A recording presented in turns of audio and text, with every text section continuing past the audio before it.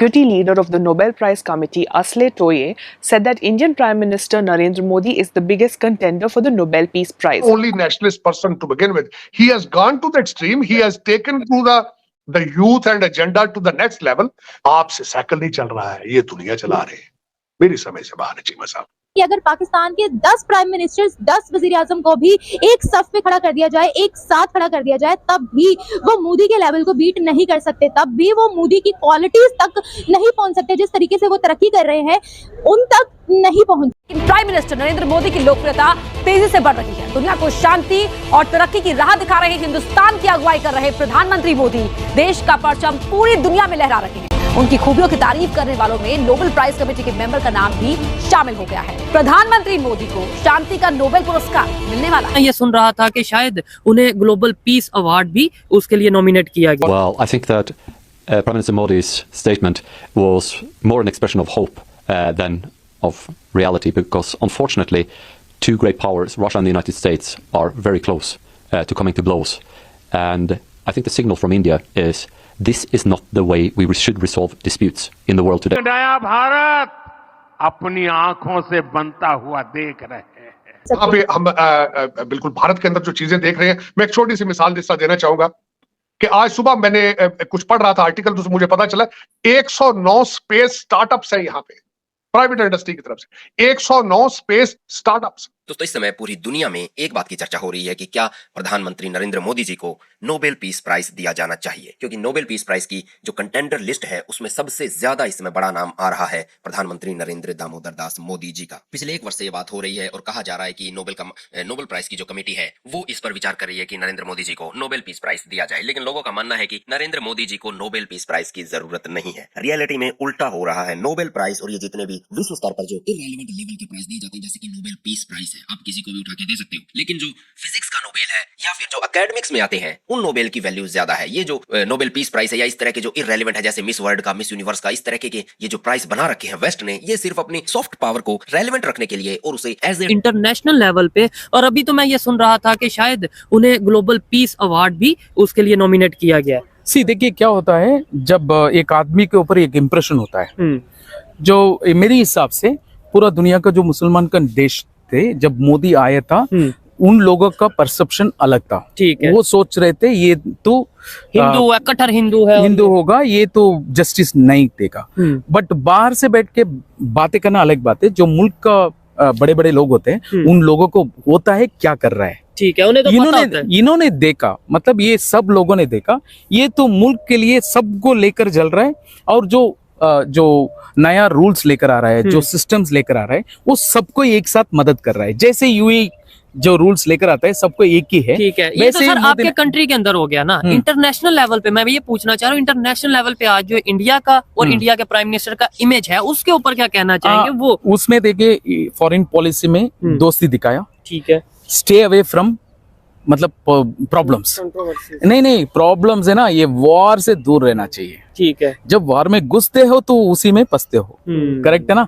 तो इंडिया अभी से नहीं, बहुत सालों से आप देखेंगे कोई भी वॉर से दूर रहता है. इंटरनेशनल वॉर से, जो कोल्ड वॉर है, जो अभी यूएस चाइना में जा रहा है, यूक्रेन जो हो रहा है, सब में दूर रहता है, अपनी राय रखता है और दूर रहता है. पहला डेवलपमेंट के ऊपर वर्क करता है. पहला चीज. और दूसरा, मोदी बहुत ट्रैवलिंग किया, अपनी कंट्री में जो सच्चाई हो जा रहा है उसको मार्केटिंग किया. ठीक है. और दिखाया. देखिए आप इन्वेस्टमेंट करेंगे तो आपको रिटर्न्स मिलेगा. वो करके दिखाया जो उन्होंने आया. तो इन्होंने गुजरात मॉडल बहुत फेमस है. ठीक है. मतलब वो प्राइम मिनिस्टर बनने के पहले 3 दफा वो चीफ मिनिस्टर था गुजरात का. उस टाइम पे उन्होंने क्या किया, जो लोग आ रहे थे इंडिया में, वो जो सिस्टम था ना उसमें बिजनेस करना बहुत मुश्किल था. ठीक है. उन्होंने बोला मैं इजी कर दूंगा. तो उन्होंने इजी करके गुजरात को डेवलप किया. उसी मॉडल को लेकर आके इंडिया को दिखाया. तो जब भी वो आता है, टाटा को भी उन्होंने किया था. वेस्ट बंगाल में जा रहा था टाटा. ठीक है. उधर मुश्किल हुआ. ये चीफ मिनिस्टर था गुजरात में, उन्होंने बोला हमारे जगह आ जाओ, आपको जगह दे देंगे. 3 दिन में. ठीक है. 3 दिन में पूरा जगह दे दिया और सेटअप कर दिया। सर मैंने यहाँ तक ये भी सुना है कि भाई गुजरात में टूरिज्म को बड़ा प्रमोट किया इंडिया के प्राइम मिनिस्टर जो उस टाइम चीफ मिनिस्टर थे। इवन अमिताभ बच्चन जैसी सेलिब्रिटीज वहाँ पे टूरिज्म को प्रमोट करती नजर आई। वो डेफिनेटली इन्होंने स्पॉन्सर किया और ये सारी चीजें बोली कि भाई आप इसको एक पॉजिटिव इमेज दिखाओ। ठीक है, बट एक चीज है, कोई भी प्रोडक्ट है ना, ठीक है, आप इतना भी अच्छा मार्केटिंग करो, आमिर खान से मार्केटिंग करवाओ, शाहरुख खान से मार्केटिंग करवाओ, जब प्रोडक्ट अच्छा नहीं है ना तो वो नहीं चलेगा, नहीं बिकता। तो उन्होंने मार्केटिंग अच्छा किया, ठीक है, फिर जो प्रॉमिस किया था जो बिजनेसमैन को वो फुलफिल किया। इसी वजह से इन्वेस्टर मोदी है तो मैं आके इन्वेस्ट कर सकता हूँ, क्योंकि ईज ऑफ बिजनेस उन्होंने किया। ठीक हो गया। सर आप इसके ऊपर क्या कहना चाहेंगे? ये देखें, मैं एक मिनट के लिए सोच सकते हैं हम कि भाई ये इंडियन है, ये अपने प्राइम मिनिस्टर की तारीफ करेंगे ही करेंगे, एक मिनट के लिए हम सोचते हैं, नो डाउट पूरी दुनिया कर रही है। लेकिन उसमें आरजू जो मैं नई चीजें यहाँ पे देख रहा हूँ कि 109 स्पेस स्टार्टअप्स हैं यहाँ पे, 109 private startups moving toward space, और 5 मिलियन मैंने आपको बताया था कंप्यूटर प्रोग्रामर है, और माइक्रोसॉफ्ट और दूसरा आपके गूगल मिलके यहाँ पे 1 लाख आर्टिफिशियल इंटेलिजेंट स्पेशलिस्ट बनाने का इरादा कर रहे हैं। तो आप फिर देख लें, आप ये क्या भारत किस तरह, आप पूरी दुनिया मिलके भारत की तरक्की को किस तरह रोक पाएगी। भारतीय यहाँ से डायस्पोरा बन के, लेबर बन के नहीं अब जा रहे हैं, अब वो टेक्नोक्रेट बन के जा रहे हैं। 1 लाख यहाँ से इजराइल जाएंगे, और इजराइल आपको पता ही है कि आपको नई टेक्नोलॉजी के स्टार्टअप सारे इजराइल से आते हैं। तो फिर उसमें बहुत बड़ी हमारा अचीवमेंट है मोदी जी की। नहीं, देखिए मोदी साहब ने परफॉर्म करके दिखा दिया। इसके उनसे देखे, उनकी लिस्ट है, नफरत का दरवाजा थोड़ा सा बंद करके देखे कि मोदी साहब ने क्या किया, भारत जा कहाँ रहा है, पहुंच कहाँ रहा है, जरा गौर करें इस पे। लेकिन हम नहीं देख रहे हैं, नहीं सोच रहे हैं, यही कमजोरी है। मैं तो इनसे मिन्नतें कर करके मर गया हूं। मुझे बार बार ये कहते हैं कि तुम शायद पता नहीं इंडियन क्यों इतना करते हो। चलो इंडिया का मॉडल नहीं पसंद आ रहा, बांग्लादेश का देख लो, चाइना का देख लो, जिनकी हिमालय से ऊपर है, उनसे ही सीख लो कुछ यार।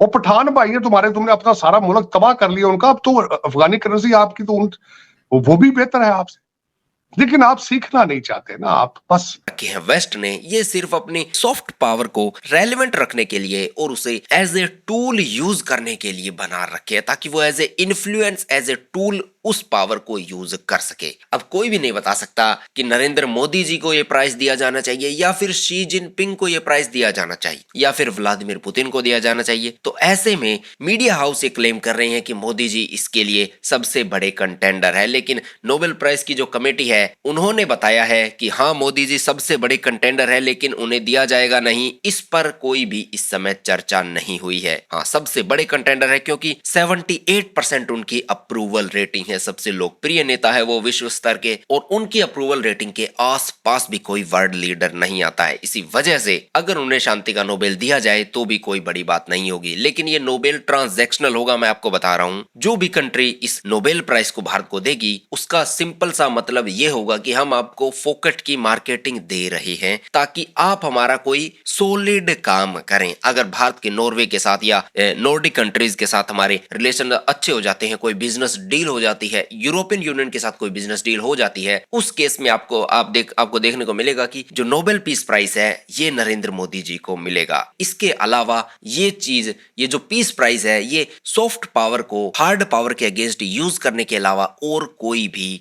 रेलेवेंस नहीं रखता है आज के वर्ल्ड में। लगता नहीं कि नरेंद्र मोदी जी को नोबेल पीस प्राइज की जरूरत है, लेकिन मुझे दिखाई दे रहा है कि नोबेल पीस प्राइज को जिसकी की दुनिया रियलिटी जान चुकी है, उसे अपनी रेलेवेंस बनाए रखने के लिए एक ऐसे नेता की जरूरत है जिससे कि वो मिल सके और उसके बाद वो अपनी लोकप्रियता, खोई हुई लोकप्रियता फिर से हासिल कर सके। क्योंकि नरेंद्र मोदी जी, मैं आपको बता चुका हूं, 78% अप्रूवल रेटिंग है उनकी, 80%, और जब इलेक्शन का रिजल्ट आएगा तो आपको पता लग जाएगा कि ये अप्रूवल रेटिंग 80% से ऊपर जाने वाली है। इसी वजह से जितने भी ये लोग नोबेल प्राइज को लेकर खुशी मना रहे हैं, ये कोई ज्यादा खुश होने वाली बात मुझे दिखाई नहीं दे रही। लेकिन जो कुछ भी इस समय वेस्ट में हो रहा है वो एक वे आउट चाहते हैं इस सिचुएशन में, और भारत की इकोनॉमी उन्हें वो वे आउट दे सकती है। लेकिन क्या नरेंद्र मोदी जी सिर्फ नोबेल पीस प्राइज के लिए भारतीयों के हित को दांव पर लगाकर अपनी थोड़ी सी ईगो को सेटिस्फाई करने के लिए भारत की मार्केट का एक्सेस सिर्फ नोबेल पीस प्राइज के बदले में इन कंट्रीज को देंगे या नहीं, यह देखने वाली बात होगी। ये वक्त ही बताएगा कि मोदी